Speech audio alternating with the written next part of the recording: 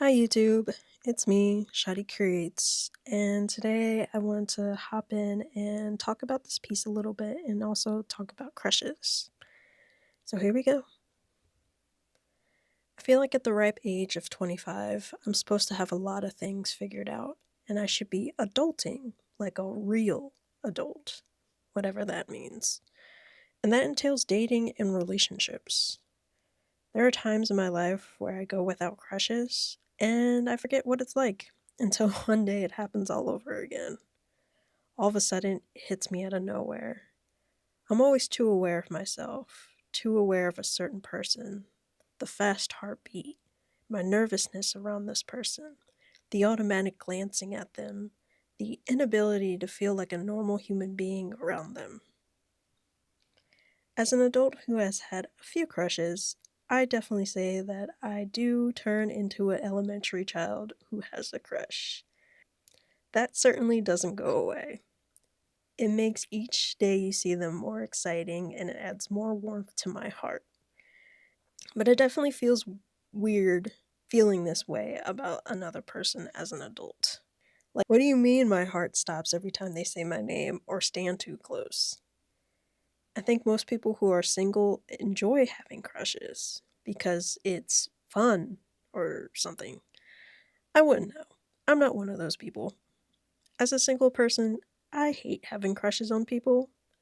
Now, don't get me wrong, I like liking people and getting to know someone, but I hate how it happens. I hate the way my body responds and how it feels like my brain is malfunctioning. Experiencing attraction to someone kicks the body out of its normal state, and I hate that. Whenever I have a crush, I just want to ram my head into a wall because there's an added pressure of them perceiving me. I like existing in a way where I'm not noticed and I like to fall silently into the background. But with a crush, I kind of want them to know I exist and hopefully, maybe, be into me too.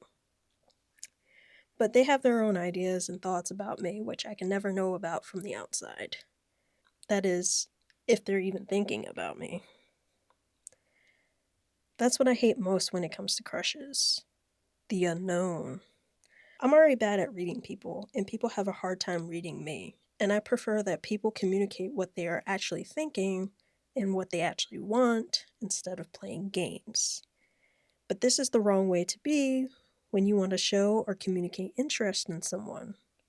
I'm expected to be the complete opposite, which is essentially how one flirts.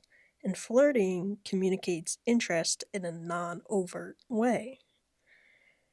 It's supposed to be a guessing game, where you're not supposed to come on too strong or come off as too cold. You have to show a person you like them enough, but you can't have them know you like them, but you don't want to go as far as to make them think you hate them or only think of them as a friend. It's confusing as I'm saying this. I like Dr. K's analogy for it. It's about plausible deniability. But when it comes to being an autistic person like myself, most times I don't even pick up on the clues someone has a crush on me unless it's overt and in my face by asking me out on a date. And so, naturally, when it comes to me wanting to show interest in someone, I have trouble in doing so. Either I'm being overt about it, or I just act like my crush doesn't exist at all. Is, if I pretend that my problems don't exist, like me having feelings for someone and potentially facing rejection, then I don't have to deal with them. Being a high masking autistic person is not easy when the norms and expectations don't fit to your neurotype and the ways in which you like to exist. With being high masking, people may never pick up on the signs that I'm autistic because, as I said, I like to camouflage into the background and silently exist. But my problems never go away. I find it extremely hard to socialize, so adding something like crushes and romantic dating makes it even harder. I can't really tell if someone's into me unless they're being obvious about it, and hopefully not in a creepy way. And I can't show interest in people very well, let alone trying to express romantic interest in someone. There have been friends and family who've genuinely, I did not like them. I hate having crushes because I know I'm expected to follow neurotypical social norms to express my interest. So it feels like I'm playing a losing game most of the time.